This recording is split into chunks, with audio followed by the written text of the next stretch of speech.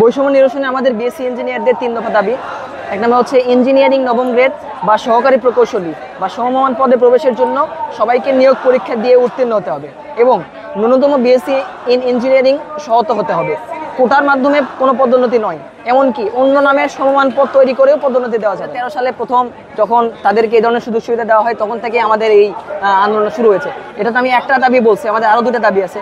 2 নম্বর দাবি হচ্ছে আমাদের টেকনিক্যাল দশম গ্রেড বা উপ সহকারী প্রকৌশলী বা সমমান পদের নিয়োগ পরীক্ষাতে ডিপ্লোমা ও একই ডিসিপ্লিনে উচ্চতর যোগ্যতা সম্পূর্ণ বিএসসি ইন ইঞ্জিনিয়ারিং স্নাতক উভয়ের জন্য উন্মুক্ত করতে হবে। 3 নম্বর দাবি হচ্ছে বিএসসি ইন ইঞ্জিনিয়ারিং স্নাতক ব্যতীত প্রকৌশলী পদবি ব্যবহারকারীদের বিষয়ে অন্যান্য দেশের মতো যথাযথ আইনি পদক্ষেপ গ্রহণ করতে হবে।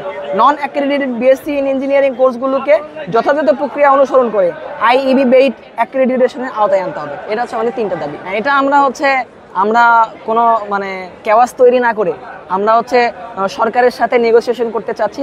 আমরা যাতে খুব সুন্দরভাবে যে ইন্টারিম গভর্নমেন্ট আছে এটা আমাদের দাবিগুলো মেনে নেয়। এই জন্য আমরা আপাতত অবস্থান কর্মসূচি করছি, আমরা ক্যাম্পাসে প্রচার প্রচারণা করছি।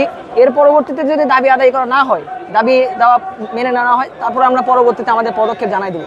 আমাদের প্রকৌশলী অধিকার আন্দোলন নামে একটা গ্রুপ আছে, সেখানে তারা যে ধরনের ডিসিশন নেয় আমরা সবাই তার সাথে অ্যালাইন করি।